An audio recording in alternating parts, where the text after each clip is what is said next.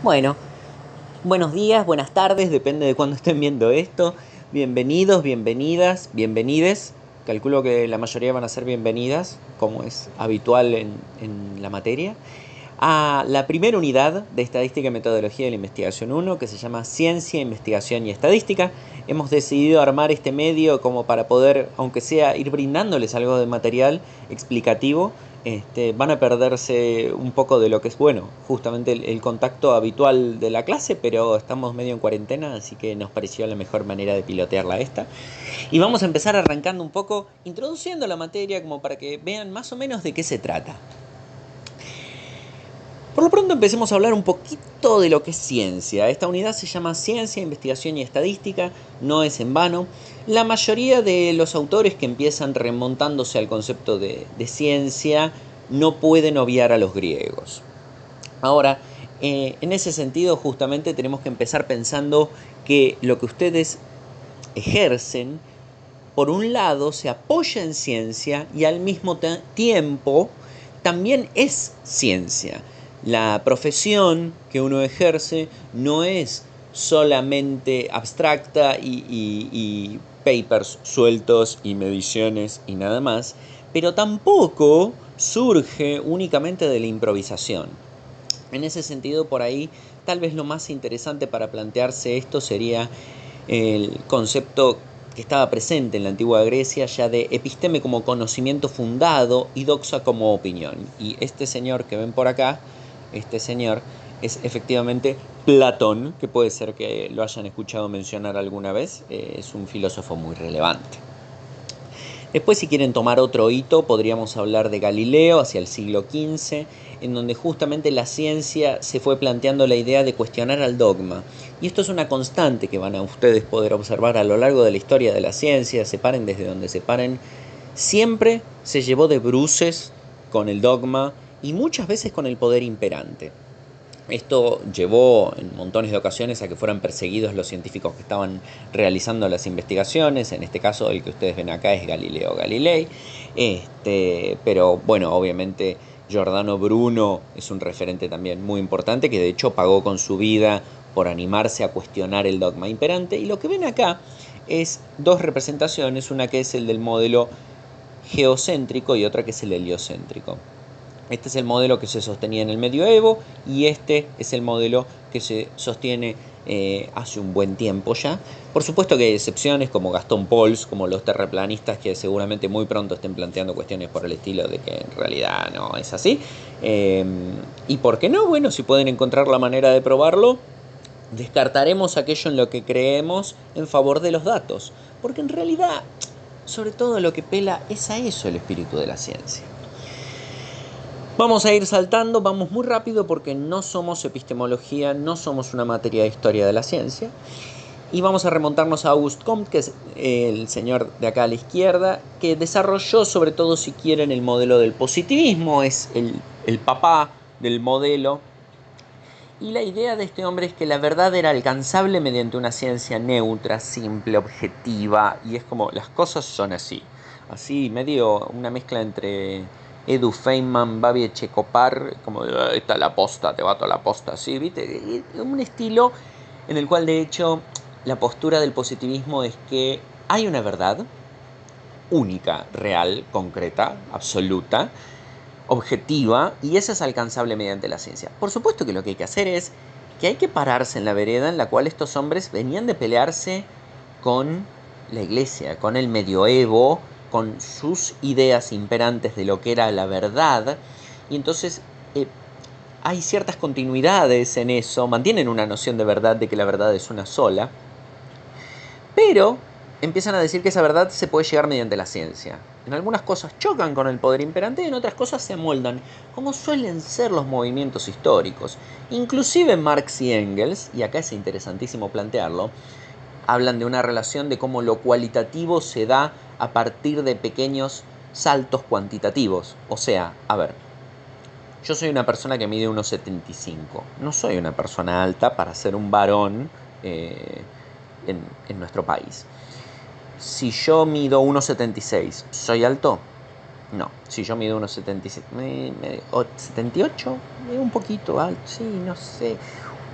Y si les digo que mido 2,20 m, ahí de repente es que uno dice, caramba, sí, una persona de 2,20 m obviamente es alta, cambió la cualidad a partir de pequeños saltos cuantitativos. No es una dicotomía quanti o quali. Estas cuestiones muchas veces están entrelazadas y Marx, por supuesto que era requete positivista. Así que si alguna vez escuchan a alguien que les dice, ay, eso es de positivista y es de facho, esa persona está tratando de facho a Marx. Y si alguien piensa que Marx era un facho neoliberal, me parece que cerremos todo y va molón. Ojo, esto no es un elogio del positivismo, ¿sí? El positivismo, por suerte, como montones de corrientes de pensamiento, se ha ido superando en montones de aspectos. Pero a veces me da la impresión de que escuchamos discursos hipercríticos del positivismo como si el positivismo fuera un modelo imperante hoy. Y no lo es, en ningún lado. Acá podemos remontarnos con el señor de la izquierda, que es el que plantea los imperativos de la ciencia moderna, Merton, hacia 1942. Fíjense que esta es una visión todavía un poquito ingenua de la ciencia. Habla de un comunalismo, es decir, que trabajamos en comunidad, todos los científicos de la manito y dando saltos. Un universalismo en el cual la ciencia es la misma acá en la India, la China, porque, bueno, mirá, a ver, el teorema de Pitágoras es igual acá en todos lados. Si ustedes van a tomar una audiometría y van a tener que certificar que una persona es discapaz, por ahí no cuenta con capacidad auditiva suficiente para desempeñarse, ¿cierto? Ese test se toma acá y en la India y en Europa de la misma manera. El desinterés de la ciencia, porque por supuesto que no tenemos intereses, somos científicos que solo tenemos el interés por el conocimiento puro. Y un escepticismo sano en el cual desconfiamos de la intuición. Bueno, si ustedes se fijan, esto no es casualidad, es previo, o por lo menos está ahí, con la Segunda Guerra Mundial. Sobre todo con Hiroshima y Nagasaki, que fue un impacto muy serio para pensar la tecnología. Si bien es cierto que en la Primera Guerra Mundial ya se había usado muchísimo el tema de la guerra química, el gas mostaza había sido terrorífico todo lo que se hizo con el gas, sobre todo, es decir, la tecnología al servicio de la muerte y dirigida por el conflicto social. Todavía había un poquito de espacio para esta ingenuidad en perspectivas de pensar una ciencia buena, neutra, onda la lavandina y onda el modelo del científico que te venden en las publicidades de jabón. Vamos a ir ahora con el señor de la derecha, que es Kuhn, que hacia 1962 plantea que hay cambio revolucionario y cambio normal en la ciencia. Es decir, de repente hay momentos en los que en ciencia decimos, epa, una idea central que nosotros venimos sosteniendo no se puede sostener más. Por ejemplo, decir que en realidad la capacidad de fonación de los sujetos depende de si tienen las uñas de color verde o no. Si encontráramos este resultado, aquellas personas que tengan las uñas pintadas de verde podrán reírse mucho, supongo. Pero si encontráramos ese resultado, la mayoría de las hipótesis y explicaciones con las que cuenta hoy la disciplina de la fonoaudiología seguramente se caerían por tierra. Eso sería un cambio revolucionario. El cambio normal, en cambio, es aquel que implica una continuidad en los descubrimientos y cierto nivel de debate, cierto nivel de actualización, pero no el cuestionamiento a las grandes definiciones teóricas. Kuhn también es el que acuña aquel famoso concepto de matriz disciplinar, que vino a reemplazar el concepto de paradigma, porque, bueno, para quienes miran Los Simpson, paradigma y asertivo es una palabra que suena complicada para querer pasar por inteligente, ¿no? Es más o menos es el meme. Pero el tema es que se terminó usando para tanto la palabra paradigma que se descartó en favor de matriz disciplinar. Y una matriz disciplinar tendría que ver con la manera en la que una disciplina concibe, ¿sí?, sus perspectivas. Vamos a seguir avanzando y vamos a ir ahora con el señor de la izquierda, Popper, que en 1963 fue planteando varios conceptos, pero durante mucho tiempo planteó conceptos, y a Popper a veces se lo asocia con el neoliberalismo. Lamentablemente, bueno, me parece a mí porque no se ve que en realidad Popper también retoma una tradición científica que venía desde Marx. La idea de Popper es esta: en realidad nosotros no nos dedicamos a verificar conocimiento, nos dedicamos a refutarlo. Es decir, si yo les digo, miren, el cielo es verde, ustedes con facilidad me van a decir, no, miren, salimos todas, vimos, el cielo no es verde, está todo bien. Y ahí eso queda falsado. O sea, la idea de la falsación tiene que ver con que es más fácil darse cuenta cómo no son las cosas que estancarse en la idea de cómo sí son. Y en todo caso, si no estamos seguros de cómo no son las cosas, podemos refutar ese cómo no son las cosas, ¿sí? Se para en una noción en la cual el que hace la afirmación tiene que brindar las pruebas y el que las discute tiene que discutirlas presentando falsación y replicando investigación. Y esto es lo que es clave, porque acá muchas veces cuando uno es estudiante se plantea, bueno, no, pero ¿cómo voy a hacer para construir conocimiento si yo no sé, yo no tengo el título todavía? Miren, hay una anécdota que dice que un pequeño empleado de patentes, que todavía no era un académico reconocido, ni mucho menos, hace montones de años, escribió un paper que dio por tierra con Newton y con lo que se había desarrollado en el campo de la física durante un montón de tiempo. Hizo un paper, fue publicado y fue revolucionario, siendo un don nadie. Yo no sé cuántas instituciones humanas pueden ufanarse de decir eso, que alguien que carece absolutamente de poder dentro del campo, ¿sí?, que no es amigo de nadie, que no tiene un contacto, que no juntó mérito previo, aterriza, tiene una idea y el resto la acepta. Esa tal persona desconocida, seguro que todo el mundo ya la conoce, hoy por hoy, porque es Albert Einstein. Y acá justamente hace poquito falleció, una lástima, pero bueno, hizo una producción increíble en términos académicos, filosóficos. Acá a la derecha podemos ver a Mario Bunge, que es un epistemólogo argentino sumamente comprometido con montones de ideas, y da una definición de ciencia que es una joyita para mi gusto. Y vamos a retomar esta como una de las dos definiciones centrales. Ciencia como cuerpo de ideas racional, sistemático, exacto, verificable y por ende falible.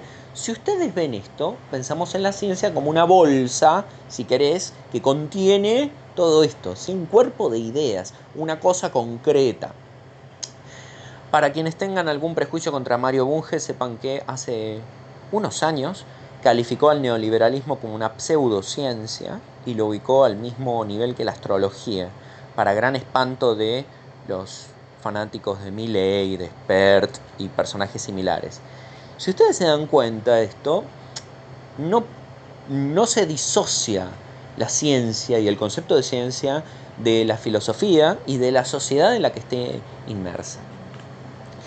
Esta es otra definición de ciencia que también es muy relevante, porque acá Tamayo y Tamayo plantean que la ciencia es una actividad metódica por medio de la cual se llega al conocimiento objetivo de la realidad. O sea, más allá de que el conocimiento objetivo de la realidad puede ser discutible, puede no ser discutible, lo que les parezca, pero acá se pone el énfasis en que es una actividad.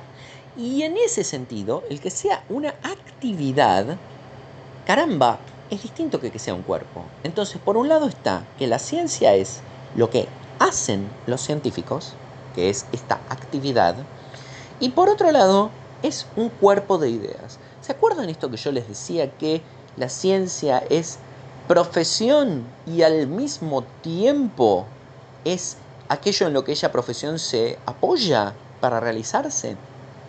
Si quieren, en términos aristotélicos, pueden pensar que la ciencia es materia y forma al mismo tiempo. Ahora, vamos a pensar un poco algunas cuestiones sobre esto. Este dato es un dato de mortalidad infantil en niños menores a 5 años, ¿sí? 2012, está medio desactualizado, pero acá es donde yo digo, miren, la ciencia no es algo desconectado de nuestras vidas y no está desconectado de nuestro compromiso ético, político, ideológico, ¿sí? Miremos el gráfico, cuanto más roja la zona, más pibes muertos hay. ¿Dónde ven esto? Y en ciertas regiones, ¿no? Esto es lo que nosotros y nosotres, como científicos, podemos justamente pensar, discutir, a veces cambiar. Yo no creo que nadie haya empezado la carrera con la idea de solo servir a sus propios intereses. Somos primates, somos altruistas, en general queremos ayudar al prójimo. Yo también empecé la carrera con la idea de salvar al mundo. Y acá es donde digo, bueno, miren, la ciencia puede aportar muchísimo para eso. Es más, yo me animaría a decir que sin ciencia no se puede salvar al mundo. Eso no quiere decir que la ciencia sea la única manera ni la única voz autorizada. Pero sin ciencia, va a estar difícil, che. Acá hay una frase sobre la ciencia también muy interesante que plantea Seaman. Se las voy a leer en voz alta. La ciencia, por su propia naturaleza, es un cuerpo público de conocimientos, al que contribuye personalmente todo investigador y al que van corrigiendo y clarificando las críticas mutuas. Es una actividad gremial, en la cual cada uno de nosotros construye sobre el trabajo de nuestros predecesores y colabora y compite con nuestros contemporáneos. Por lo tanto, la naturaleza del sistema de comunicación es vital para la ciencia, está en el corazón del método científico. Fíjense que ya empezamos a hablar de método científico. Y por otro lado, se habla de un cuerpo público de conocimientos y de una actividad gremial. La ciencia es abierta, la ciencia no se hace en secreto. Cuando alguien dice, no, para mí que conocen la cura para el cáncer, pero no la divulgan porque los científicos están complotados y no quieren. No. Si no es conocimiento público, compartido, discutido, amplio, no es conocimiento científico. ¿Y cómo se manejan los secretos militares? ¿Y cómo se manejan? Bueno, eso es un tema, ¿no? Porque hay ciencia que sirve a eso. Y se discute. A veces más puertas adentro, a veces menos. A veces más en diferido, a veces menos. Pero si es un conocimiento secreto, si es un conocimiento que no se puede hacer en público, que no se puede someter a la crítica de cualquiera, ¿sí? Si es un conocimiento excluido, no es un conocimiento científico. Para citar a un economista de hace un tiempo, si a vos un economista no te puede explicar en sencillo lo que está queriendo decir, es que te está mintiendo. Y un poco tal vez eso aplica con toda la ciencia. Entonces es clave recordar que la ciencia es pública.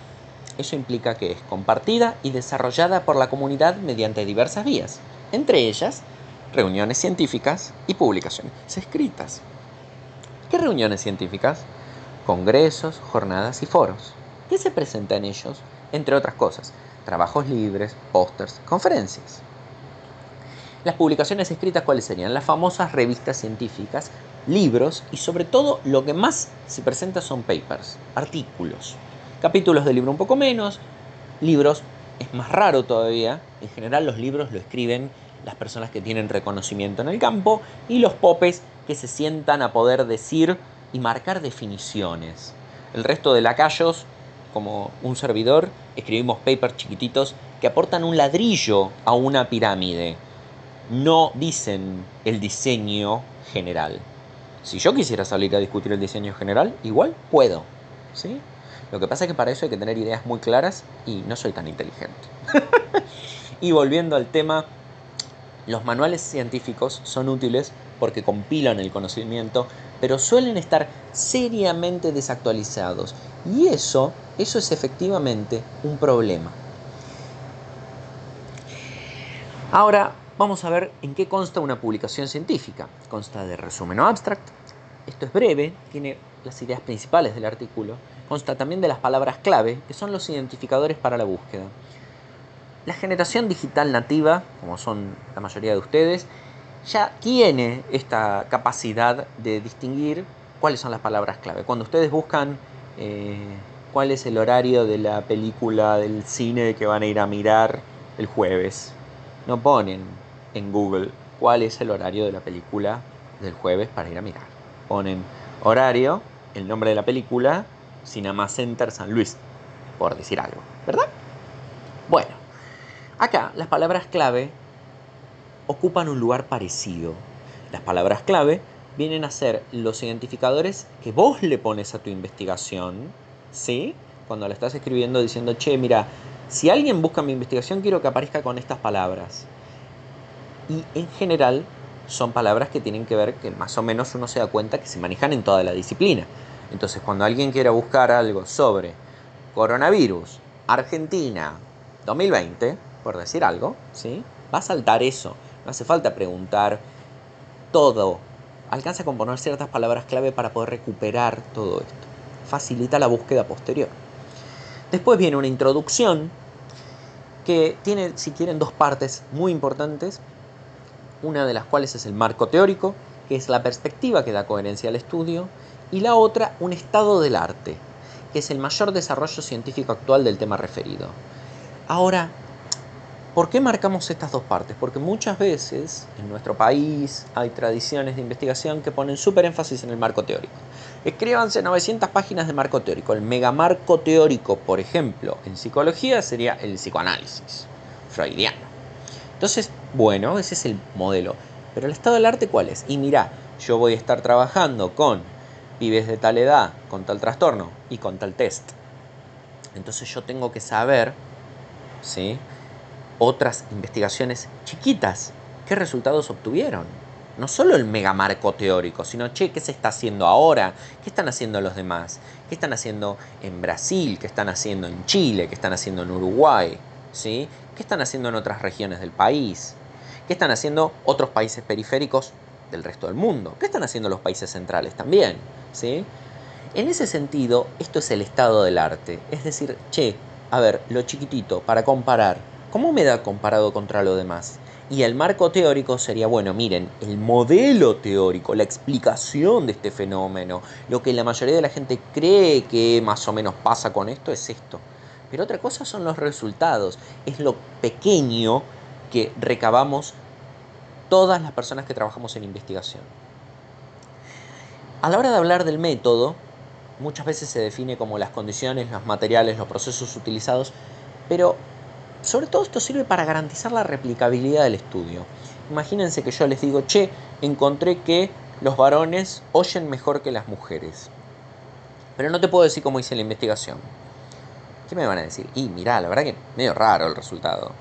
En cambio, si yo les digo, miren, lo tomé con esta muestra, de esta manera, en este lugar, tuc, tuc, tuc, doy todos los pasos, ustedes con facilidad pueden replicar esa investigación y decirme, mirá, algo hiciste mal, ¿sí? En ese sentido es que el método sirve. El método sirve no tanto para uno, sino para que los demás vean cómo uno trabajó.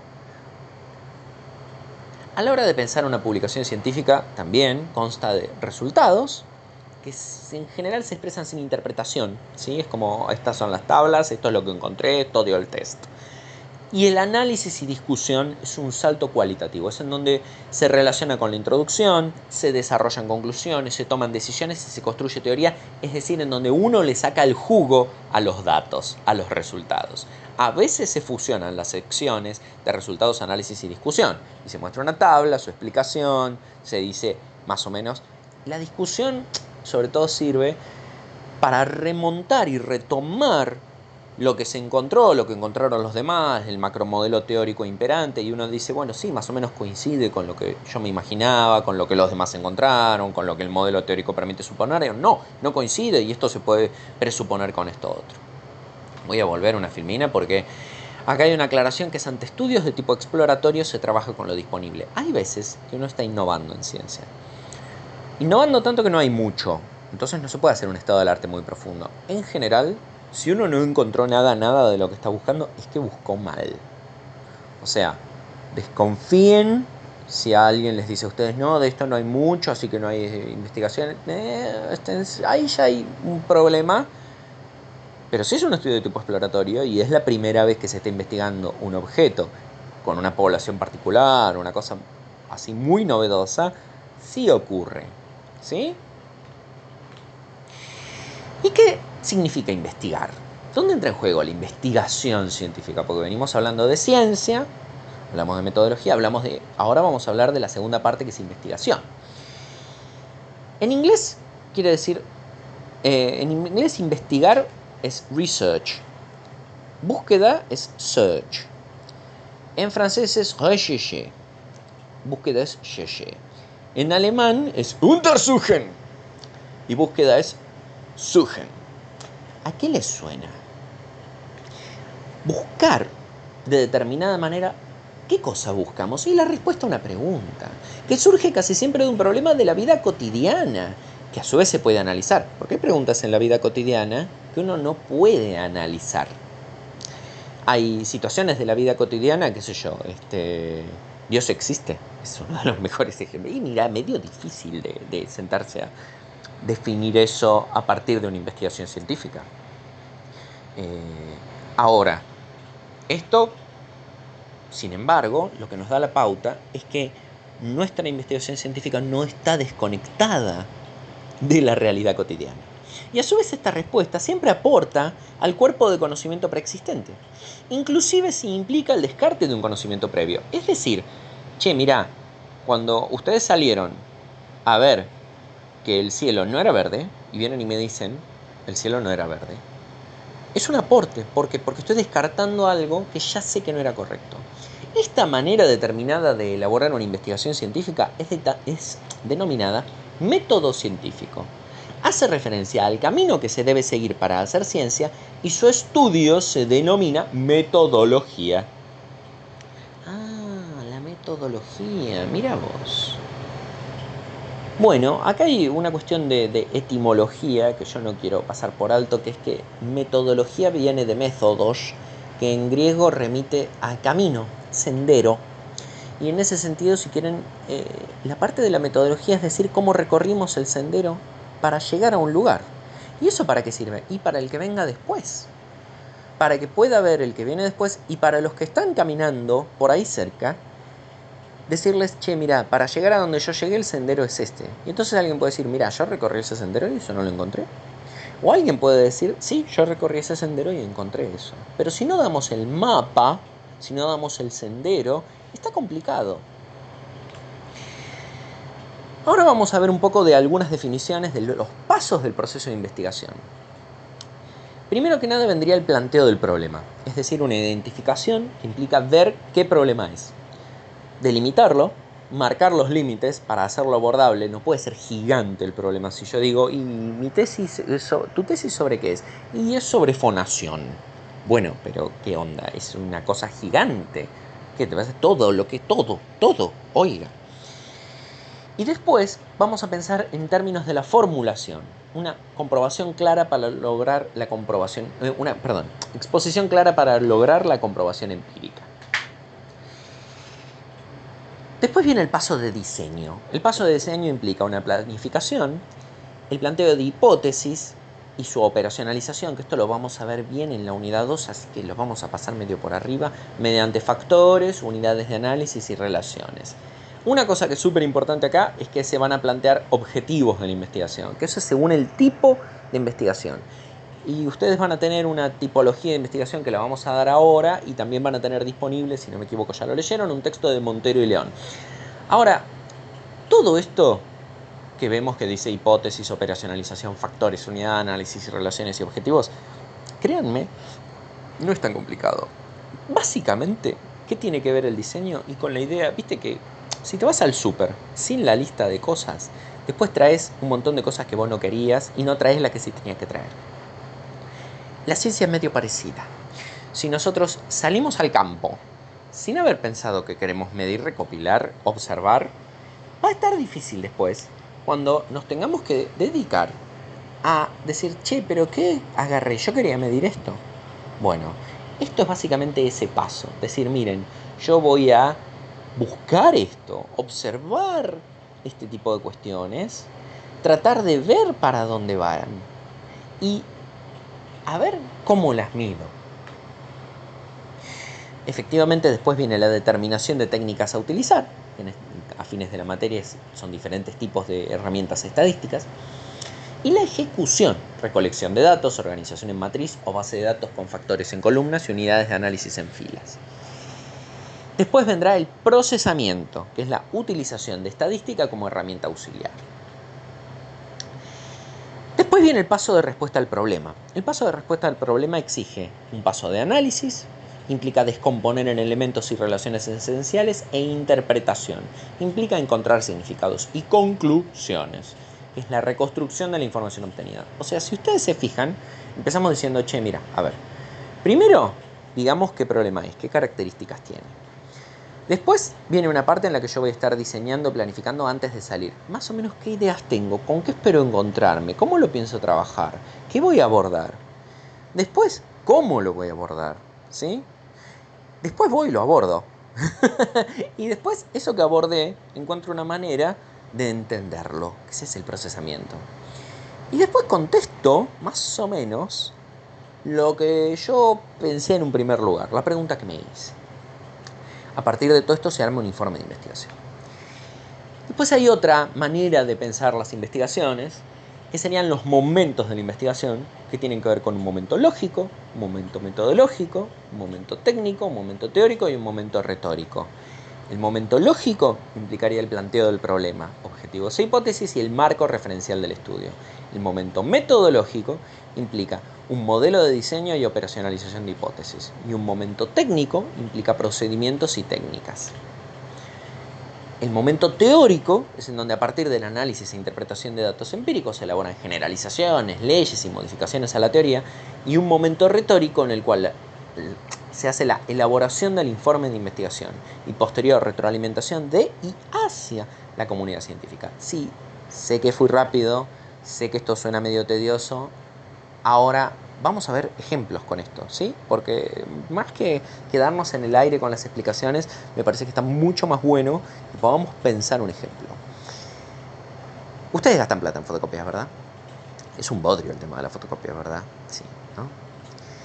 Hablemos de la cantidad de dinero que tienen que gastar en fotocopias. ¿Habrá una manera de investigar eso? ¿Qué piensan? A ver. Tómense 5 segundos para ver qué piensan. Mientras yo tomo un poco de aire porque esta grabación se me está haciendo larguísima.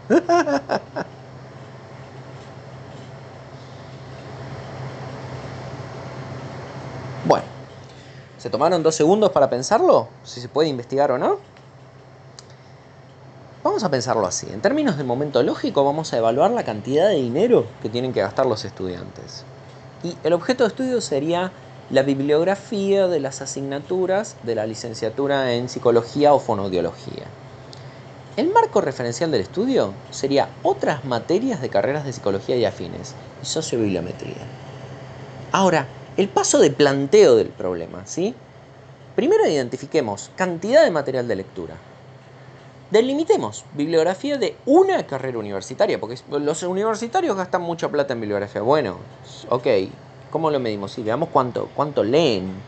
Bueno, ok, en donde toda la carrera, todas las universidades del universo, y no, mirá, vamos a una carrera. Y acá, todo esto se los estoy dando en términos de psicología, porque es lo que yo investigué. ¿Cómo hacemos para analizar la cantidad de material de lectura? ¿Sí? A ver, vamos a pensarlo ahora en términos de momento metodológico. La operacionalización.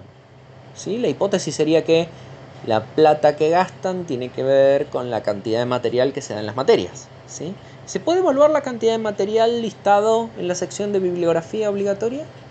Para ver cuánta plata gastan, ¿tendrá algo que ver? Y yo diría que sí, profesor Cocoon. ¿Sí? Más memes de los Simpsons, perdón, es lo que hay. Las unidades de análisis en este contexto sería cada referencia de cada programa, ¿sí? Fulanito, 2008, Bueno, yo sé que ese texto son 423 páginas, ¿sí? Entonces, eso yo sé que ustedes lo van a tener que estudiar. Entonces van a tener que gastar en copias, ¿cuánto? Y 423 páginas. Voy teniendo, cada referencia pasa a ser una unidad de análisis. Por eso hablamos de unidades de análisis y no casos. Porque hay veces que nuestras unidades de análisis no van a ser personas y casos. Hay veces que van a ser pura y exclusivamente la información menor que tenemos, ¿sí? La menor unidad de análisis posible. El paso de diseño implica una planificación. ¿Y eso qué sería? Y obtener los programas de las asignaturas de toda la carrera del servidor oficial de la universidad y evaluar la cantidad de páginas de cada referencia. El momento técnico implica una obtención de estos programas y el procesamiento de los mismos usando una base de datos. Y después se utiliza un software para ver indicadores clave. Acá básicamente lo que hice fue buscar la cantidad de páginas a partir de cada referencia online. Sí, fue un laburo chino, fue mi tesis de licenciatura y posteriormente, expandido esto a más carreras, fue mi tesis doctoral. El momento teórico que, por ejemplo, podemos dar es la cantidad de material que se da en la Universidad Nacional de San Luis triplica a cantidades similares dadas como en Córdoba. Y el paso de respuesta al problema, si quieren, la cantidad de dinero que gastaría un estudiante sacando todo el material en fotocopias excede varios salarios mínimos. Acá también, fíjense, ¿no? Esto es un estudio cuantitativo, simple, descriptivo. ¿A ustedes les parece que esto es ciencia neutra? ¿O les parece que esto tiene que ver con una posición ética, política, epistemológica fuerte? Cuando hablo de política, no hablo de política partidaria, hablo de política en sentido amplio, hablo de un posicionamiento respecto al conocimiento y la sociedad. Bueno, esto fue, a términos de momento retórico, fue presentado en un congreso en 2006, presentado en 2007, se publicó en 2008, fue una tesis de licenciatura defendida en 2010, que fue cuando me recibí. Y ahora, ¿dónde entra en juego la estadística? ¿Qué es? ¿Para qué sirve? ¿Y por qué la mayoría del programa de la asignatura consiste en sus contenidos? Bueno, la estadística, como la fonoaudiología, también tiene al menos dos costados. Uno como ciencia en sí misma. La ciencia que tiene por objeto aplicar las leyes de la cantidad a los hechos sociales para medir su intensidad, deducir las leyes que los rigen y hacer su predicción próxima. Así, la estadística está presente en todos los aspectos de nuestra vida cotidiana, desde cuando nos lavamos los dientes hasta cuando nos ponemos el cinturón de seguridad, pasando por los precios del supermercado y la proporción de mujeres y varones que hay en una carrera de una universidad. La estadística logra ayudarnos a almacenar, ordenar y entender grandes caudales de información de la realidad, que al ser recopilados y sistematizados se denominan datos. O sea, a ver, todo esto es, la estadística no está disociada de lo que hacemos. ¿Sí? A ver, vamos a lo sencillo. Ese amigo tuyo, que siempre que arreglás para tomar algo te deja plantado, ¿lo seguís llamando? No, porque sabés que lo más factible es que te vuelva a dejar plantado. Esa persona, ¿sí? Que sabés que es puntual siempre y no llega a tiempo ese día, ¿te preocupás? ¿Por qué? Porque es poco habitual. Eso es estadística. Usada, pero de manera totalmente intuitiva. Nuestro aprendizaje se apoya en esto. Y después hay otra definición que es un conjunto de técnicas y métodos que se utilizan para analizar la información estadística. Y acá, si quieren, es donde más bien vamos a enfocarnos en la asignatura desde un punto de vista técnico. La idea no es que salgan siendo licenciados en estadística, sino que a nivel técnico sepan distinguir cuando alguien les está diciendo, usé este instrumento para hacer esto, y ustedes puedan darse cuenta si les están diciendo algo sensato o si les están vendiendo fruta. ¿Por qué es tan central la estadística dentro de la investigación moderna? Esto es una de las cosas que para mí esto ha sido muy relevante y que me llevaron mucho a acercarme a esta materia cuando era estudiante. La estadística es una de las herramientas más potentes y simples y yo diría accesibles para aprender, para poder compartir pautas y criterios entre científicos a la hora de realizar investigaciones, compartir datos y revisar cómo trabajamos con la información que tenemos. Si yo les digo, mira, para mí que la mayoría de estudiantes de fonoaudiología son varones, con mucha facilidad, ustedes me van a poder refutar. nos facilita la tarea de garantizar la crítica y falsabilidad de nuestro trabajo por parte de la comunidad científica y de permitirnos revisar y falsar el trabajo ajeno. Si yo les hubiera dicho, miren, yo utilicé un tal instrumento, tal técnica, y encontré que la mayoría, si quieren, que hay muchos varones en fonoaudiología y no es una herramienta estadística y no se maneja con una pauta así, va a ser mucho más difícil que me lo discutan y que lleguemos a una noción falsable para eso. Y entonces es mucho más factible que el poder que yo tenga dentro de la comunidad académico-científica pese más que cualquier otra cosa. Y de repente no estamos haciendo episteme, sino doxa. De repente estamos haciendo dogma. De repente estamos diciendo que hacemos ciencia y estamos haciendo otra cosa, que puede ser religión, que puede ser montones de otras cuestiones, pero que no es ciencia. Y acá también hay una cosa que quiero aprovechar para decir. Yo no tengo nada contra la religión.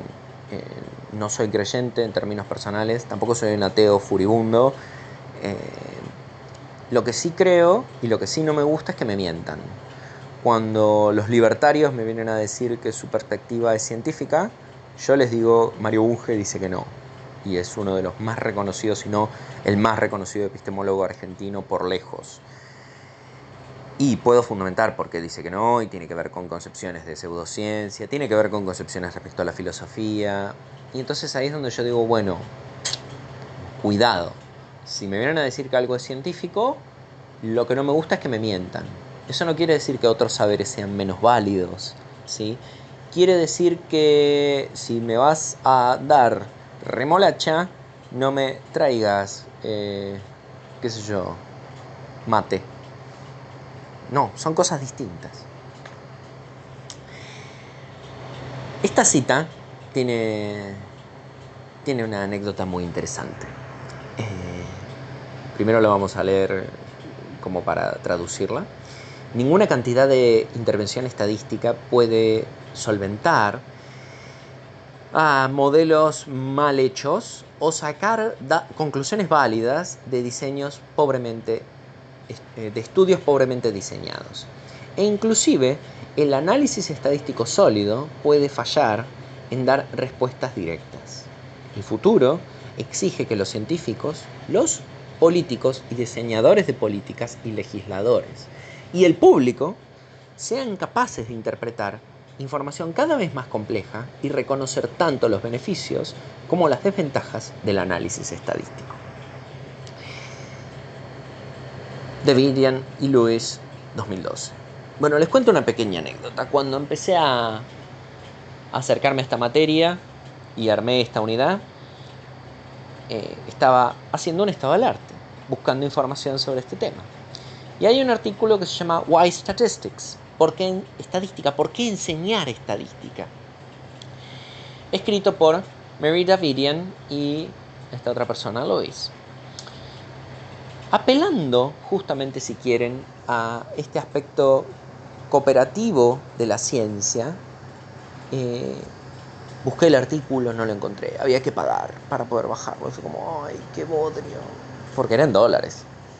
Sí, una cosa así te sale, no sé, $35. Y apelé a lo que solemos hacer los científicos muchas veces cuando no tenemos acceso a este tipo de información. Dije, yo les mando un mail.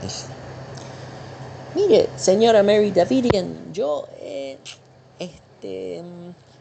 soy de una ignota universidad latinoamericana. No tengo un peso para esto. Me interesa mucho el artículo, estoy estudiando estos temas. Querría saber si hay una posibilidad de acceder de manera gratuita. Por favor, si tiene material. 10 minutos después, me contesta Mary Davidian, mandándome no solo el artículo completo, sino alentándome mucho en el inicio, en la enseñanza de estos temas. Y vi en la firma del mail, Mary Davidian, presidenta de la Asociación Norteamericana de Estadística, que es como importante. En términos futbolísticos, esto es como que el presidente de la FIFA se haya asegurado de pagarle a un club de la B todos los uniformes para poder entrenar en algún momento en 10 minutos. La ciencia tiene un componente competitivo. Indudablemente tiene un componente competitivo fuerte, ¿sí? Ahora, también es relevante pensar que la ciencia tiene un componente rotundamente solidario. Rotundamente solidario. Y eso, sin duda, es justamente aquello en lo que nos tenemos que enfocar. Ese componente solidario, ¿sí? Ese componente solidario nos permite comunicarnos muchísimo y someter a cuestionamiento todo. A Mary Davidian le conviene que yo la lea. Esto suena una tontera, pero le conviene porque eso también facilita que yo lea lo que ella plantea, falsee y que le demos circulación al conocimiento científico. Estas son cuestiones en las que los científicos creemos bastante. Bueno, vamos a pasar a la siguiente filmina. A ver si me hace caso esto. Ahí está. Ahora, sobre el texto de Montero y León, es un texto publicado en 2005. Está seleccionado por su utilidad didáctica. Alguien dirá, bueno, pero el título, sí, miren. La clasificación tradicional es estudios exploratorios, descriptivos, correlacionales y experimentales, ¿sí? Los exploratorios siendo los iniciales, los descriptivos que son aquellos que van un poco más en profundidad, los correlacionales que ya empiezan a asociar un poquito de variables y decir, bueno, me parece que esto y esto van de la mano, y los experimentales que son los que hablan de relaciones causales. Ahora, este estudio, esta investigación que hemos retomado desde la materia, tiene más tipologías y nos pareció más potente, aparte de que es descriptivo y muy útil. Entonces, decidimos tomar esta taxonomía. Taxonomía no es embalsamar animales, eso es taxidermia. Taxonomía hace una clasificación, ¿vio? Las clasificancias, que son arbitrarias las clasificaciones, muchas veces. Es decir, son porque sí. ¿Por qué metiste este estudio acá? Y porque se les ocurre a los autores. Pero este modelo más o menos funciona. Así que vamos a ir al modelo. Los 9 tipos de investigación, según estos autores, serían estudios teóricos, que implican una revisión y un estado del arte. No llevan producción a partir de datos empíricos, es decir, no voy al campo a entrevistar gente, no tuve una muestra de 50 chicos, no. Me senté a leer lo que hay.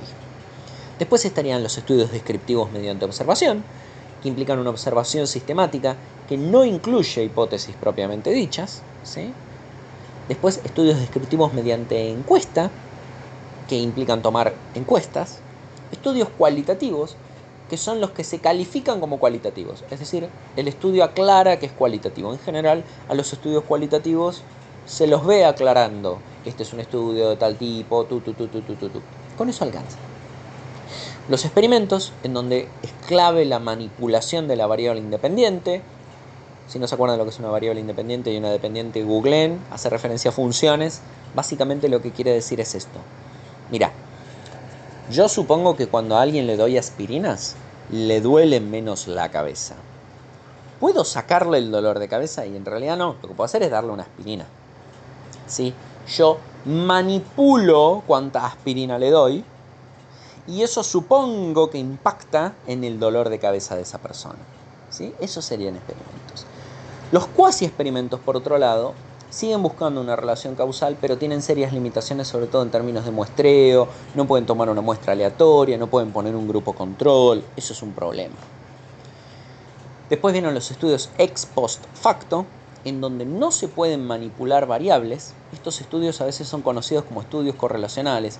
Por ejemplo, el estudio bibliométrico que yo mostré, todas las investigaciones que yo hice, no puedo manipular variables. O sea, es como sacar una radiografía y describir si quieren, pero no puedo manipular una variable. ¿Por qué? Porque yo ya voy después de que ocurrió el hecho.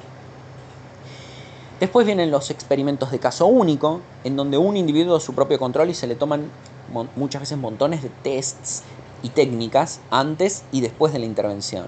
Esto no es lo mismo que un estudio de caso, ¿sí? Y después los estudios instrumentales, que llevan a desarrollar pruebas y aparatos. O sea, más que buscar construir un conocimiento respecto a un objeto de estudio, a lo que apunta un estudio instrumental es a desarrollar y pulir ¿sí? Una técnica, una forma de trabajar. Y viendo esto, y ya como para ir cerrando, ¿sí? Sí, ya sé que cuando uno dice ya como para ir cerrando, ya guardaron todos los lápices, ya guardaron los útiles, ¿no? Bueno, es cierto que esto es todo virtual, pero si yo hubiera dicho esto para ir cerrando, ya todo el mundo se desenchufó. Pero hagamos un último esfuerzo mental. ¿Qué tipo de texto les parece? ¿Es el propio texto de Montero y León? ¿Y por qué? Les doy 2 minutitos, si quieren ir pausando el video para pensarlo. En 2 minutos les digo.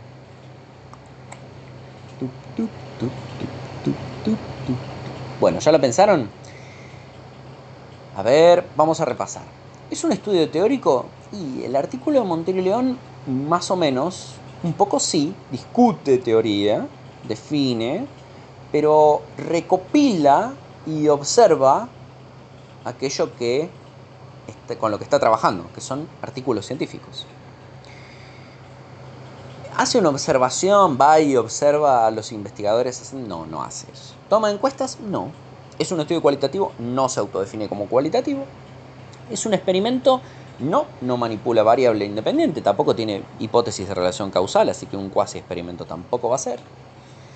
¿Es un ex post facto? Y no, no, porque no describe de esa manera, no hay un hecho a posteriori que esté describiendo. ¿Es un experimento de caso único? Tampoco.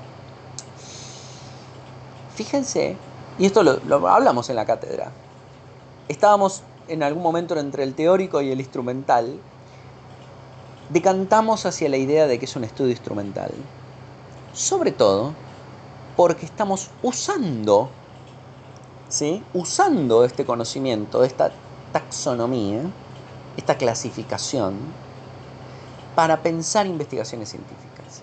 Y esto les dejo el desafío para que siempre que lean una investigación, es decir, cualquier texto de la carrera que ustedes se crucen, lo piensen con esta taxonomía. Con eso espero que les haya gustado. Les deseo que estén bien durante todos estos días. Nos mantenemos en contacto.